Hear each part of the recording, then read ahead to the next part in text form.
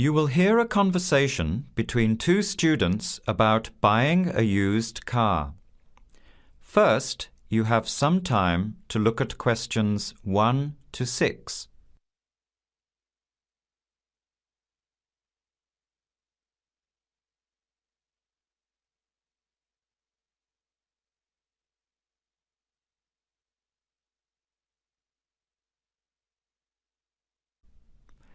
Listen carefully to the conversation and answer questions 1 to 6.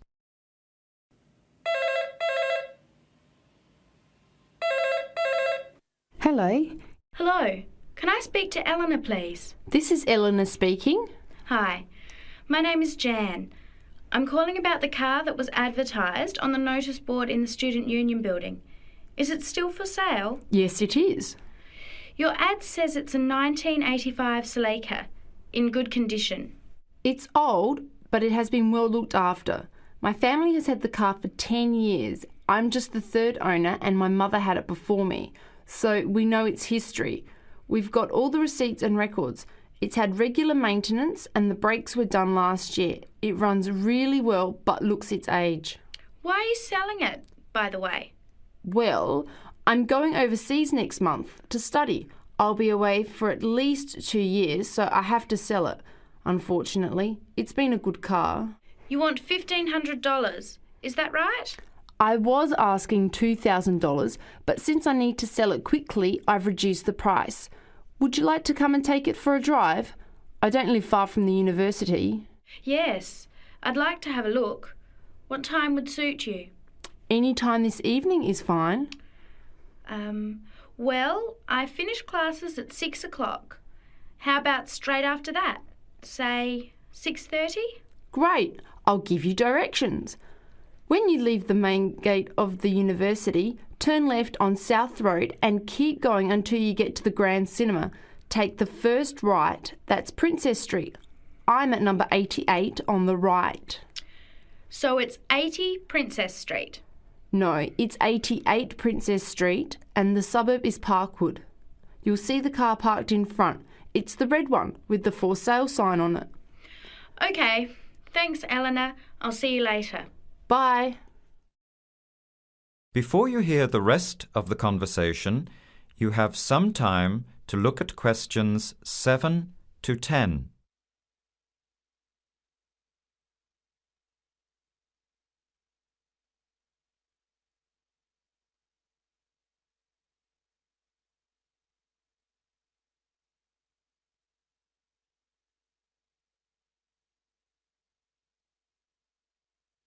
Later that day, at the university, Jan meets up with her friend Sam and tells him about the car.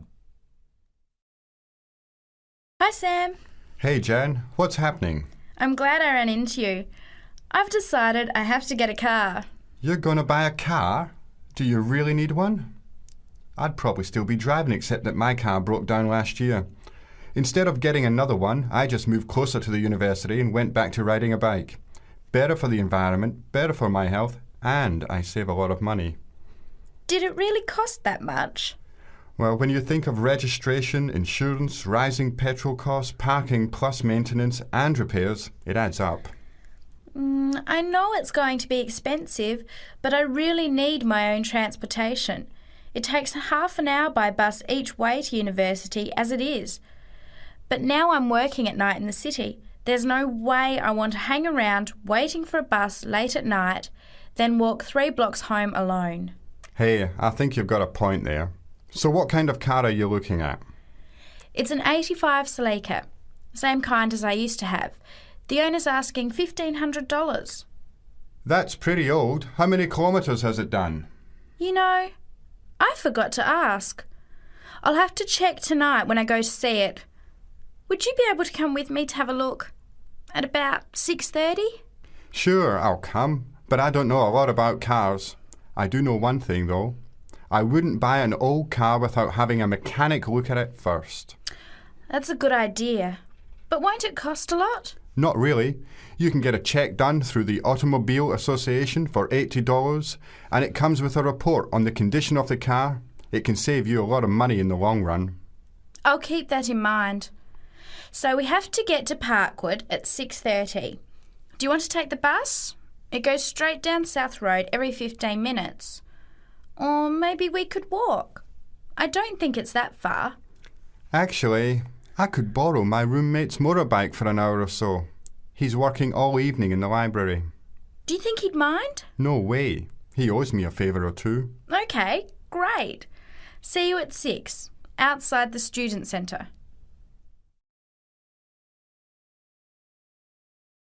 That is the end of part 1. You now have 1 minute to check your answers to part 1.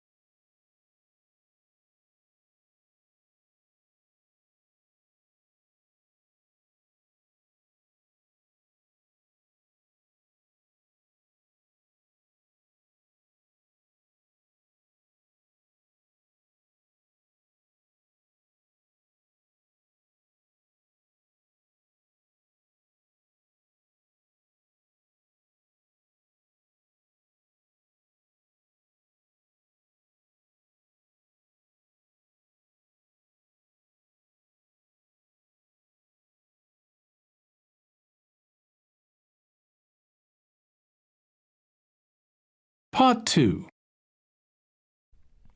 You will hear a guide giving instructions to a group of international students in Canada preparing for a whale watching trip. Before you hear the talk, you have some time to look at questions 11 to 16.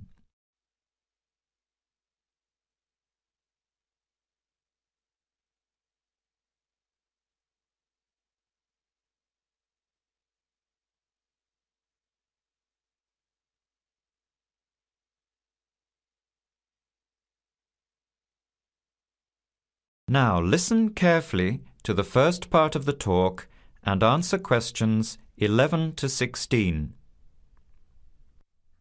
Hello, everyone. Glad to see so many happy faces on this wild and windy day. Are you all ready to go looking for whales? I'm Tony, and our other guide today is Dale.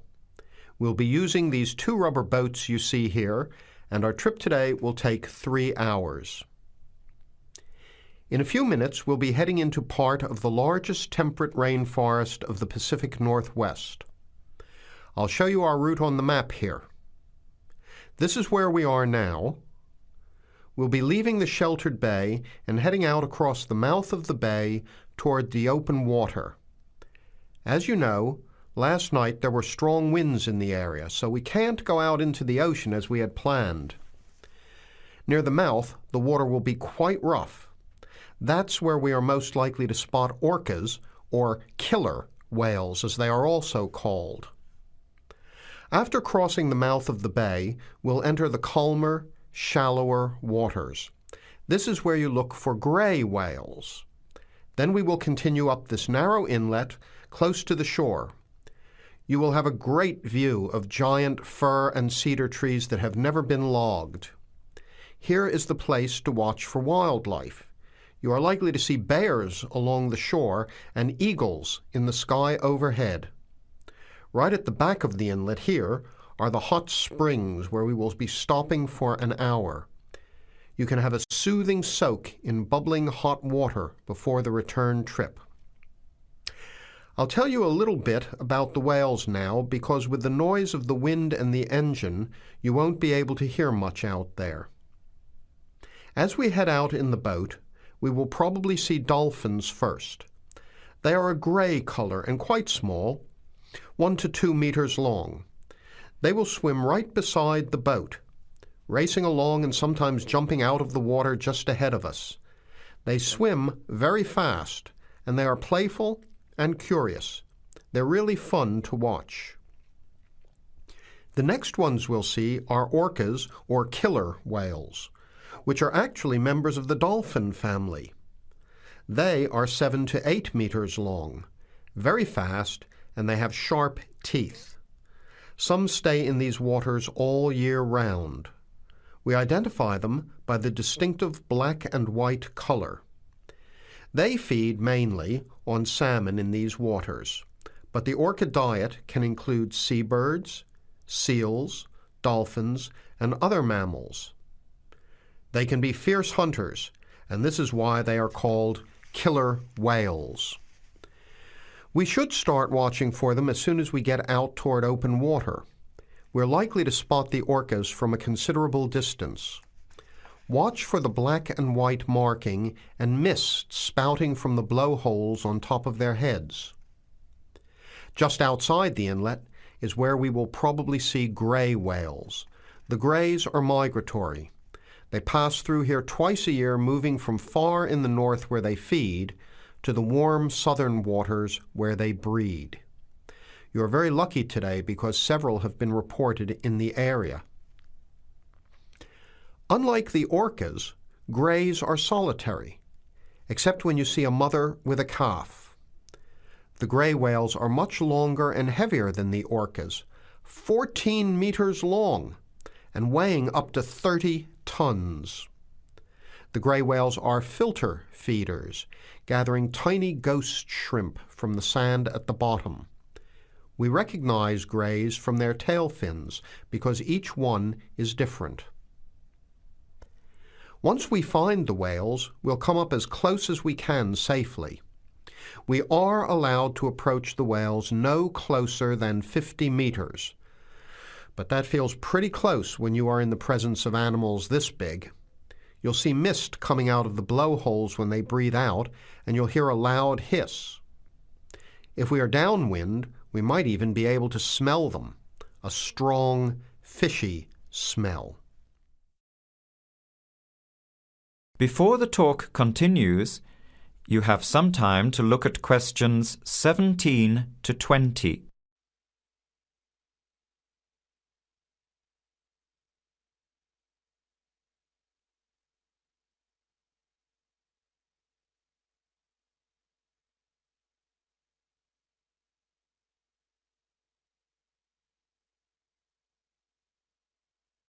Now, as the talk continues, answer questions 17 to 20. Now, for just a few words of caution. It will be quite bouncy out there, especially in the front of the boat. If you want a smoother ride, stay in the middle of the boat, close to the engine.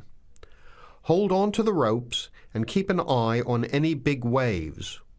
Be alert so you don't get thrown out of the boat.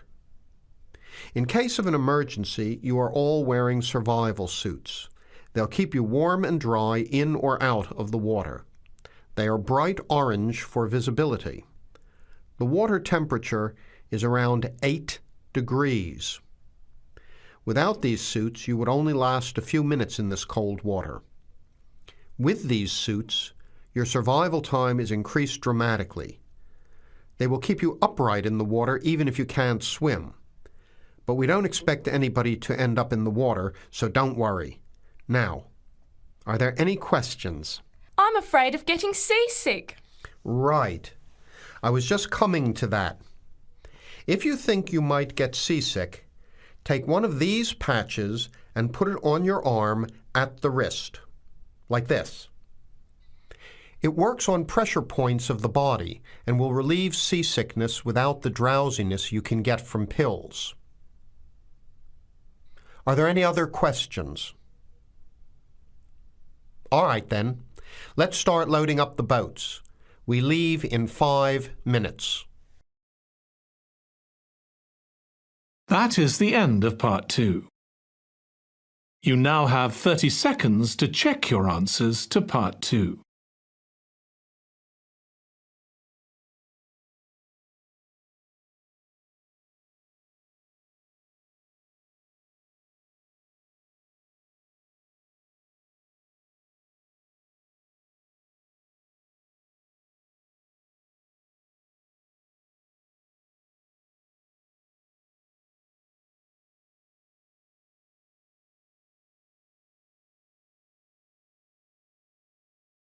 Part 3. You will hear a student, Penny, talking to two friends, Ray and Louise, about a television competition Ray has entered called Travel Documentary. Before you hear the conversation, you have some time to look at questions 21 to 26.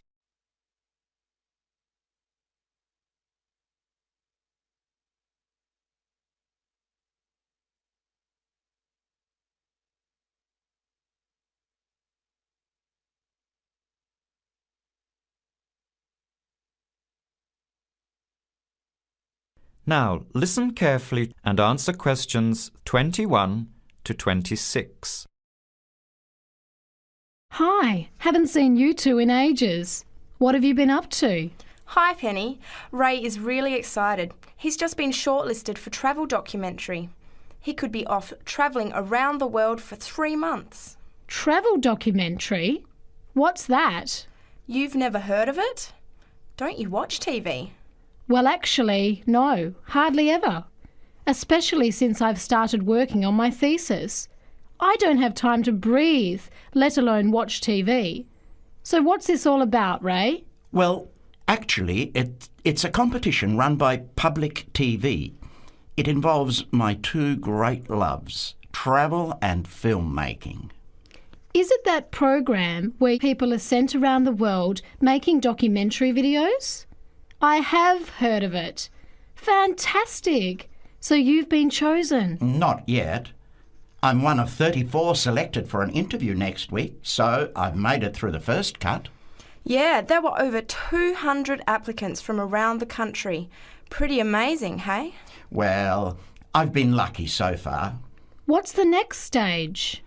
13 are chosen from the interview to do a 4-week training course in documentary filmmaking. Then, the 8 finalists get sent off with a video camera to travel around the world. Sounds incredible. What's the catch? The catch is that every 2 weeks you have to send in a 10-minute video from a different part of the world.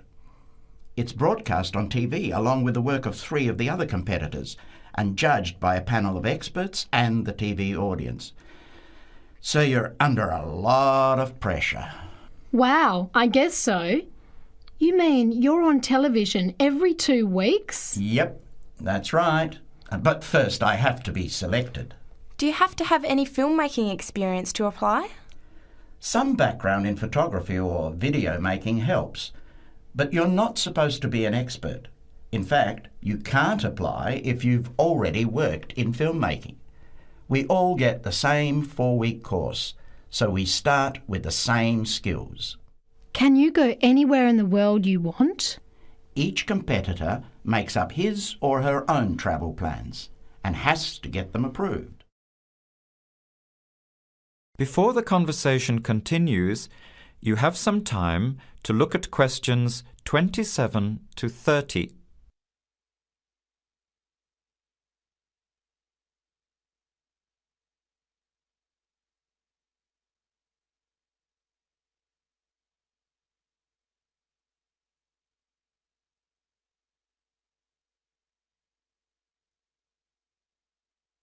Now, as the conversation continues, answer questions 27 to 30. Have you talked with anyone else who has done it? As a matter of fact, just last week, I met Sarah Price, a girl from here who did it last year. What did she have to say about it? She said it was the most amazing experience of her life, but it was really tough at times. I think you'd have to be really brave to take off like that alone with so much responsibility.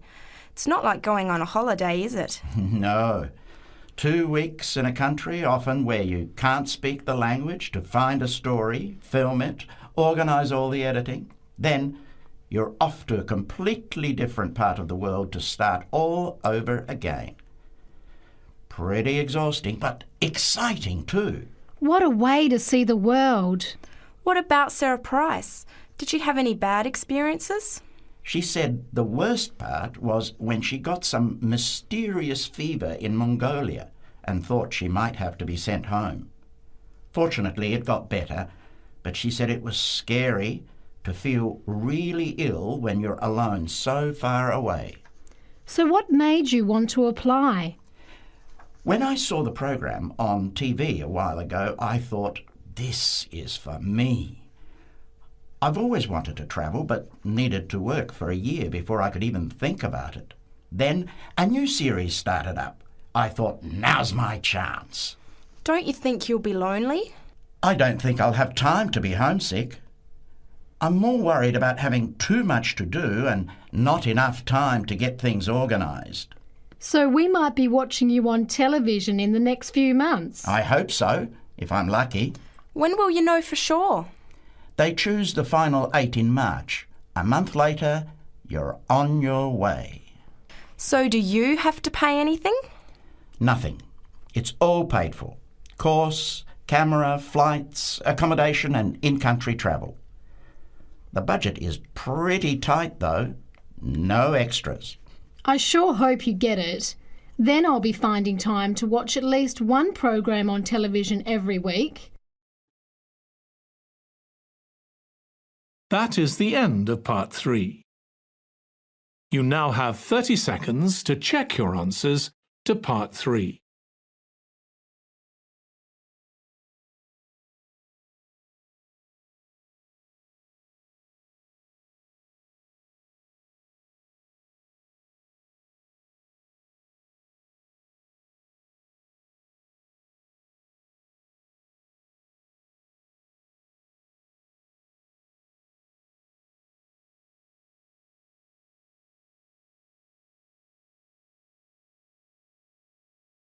Part 4.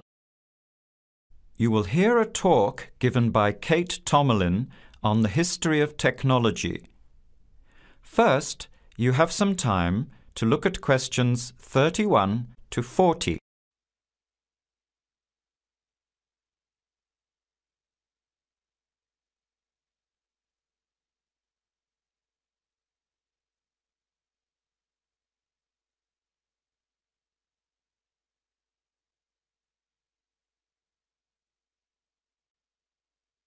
Now, listen carefully to the talk and answer questions 31 to 40. Our talk today in this History of Technology series is about a feat of anti-engineering from the late 19th and early 20th century that is still very much with us today and that is linked with the history of the typewriter. It's the QWERTY keyboard. What, you might ask, is QWERTY? Well, have a look at the nearest typewriter or computer keyboard. If you look at the top row, you will see that Q, W, E, R, T, Y are the first 6 letters. Did you ever think when you were learning to type about why the letters on the keyboard are distributed the way they are? Here's the story. It all has to do with the history of the typewriter. Typewriters existed since the early 1700s, but the first commercially practical system came into being in 1873. The typewriter is one of America's greatest unsung inventions. While the telephone, automobile, and airplane sped up communications and transportation, the typewriter did the same thing for the written word. But few people paid much attention, possibly because they were too busy reading what the typewriter had written about all the other inventions. The first typewriters had the keys laid out in alphabetical order, but this system had problems. Some keys that tended to be typed together were physically close. This made the type bars hit each other and get stuck. Typewriters in 1873 jammed or got stuck if the keys next to each other were hit in quick succession. To solve this problem, in 1878, the QWERTY keyboard was developed, spacing frequent letters away from each other and therefore reducing the number of jams. It was not specifically designed to slow down typists, as is generally believed, but the keyboard did create a built-in inefficiency for typists. The most common keys are scattered all over the keyboard rows, many on the left side. Right-handed people have to use their left hand, which is the weaker hand. typewriter technology improved, doing away with the original rationale for the QWERTY distribution. But the keyboard remained. In spite of its inefficiency, it is the keyboard we all use today. Already back in 1932, there was a solution to the problem. Efficiency expert August Dvorak came up with a new keyboard layout. His home row consisted of A, O, E, U, I, D, H, T, N, S, which includes all of the vowels as well as the most commonly used letters. On this keyboard, over 3,000 words can be typed using only the home row. In fact, 70% of all the work can be done on the home row, 22% on the row above, and 8% on the row below. The QWERTY keyboard allows only about 50 words to be typed without reaching for other rows. In addition, on Dvorak's keyboard, the right hand handles 56% of the workload and the left handles 44%, just about the opposite of the division of the QWERTY keyboard. This is an advantage for most right-handers. The Dvorak keyboard increased accuracy in typing by almost 50% and speed by 15 to 20%. How much labor did this Dvorak layout save? In one study, a group of typists was evaluated in the use of both keyboards. Those using the Dvorak keyboard moved their fingers just about 1 mile on an average day, while those who used the QWERTY keyboard moved their fingers an average of 12 to 20 miles. The superiority of the Dvorak keyboard was clearly established. However, it has never been adopted as the keyboard of choice. Why? First of all, bad luck and bad timing on the part of the Dvorak team. First, there was the Depression, not a good time for introducing change. But the main factor that worked against the Dvorak system was habit. People were used to the QWERTY keyboard. Computers today could easily switch the arrangement of letters to the Dvorak layout, but it seemed that because of habit, the QWERTY layout remains dominant. People felt comfortable with the keyboard they learned on, so it was the established patterns of hundreds of millions of typists, manufacturers, typing teachers, and typewriter salespeople that have crushed all moves toward keyboard efficiency for over 70 years. It looks like QWERTY keyboard may be with us for a long time yet. That is the end of Part 4. You now have 1 minute to check your answers to Part 4. That is the end of the listening test. In the IELTS test, you would now have 10 minutes to transfer your answers to the answer sheet.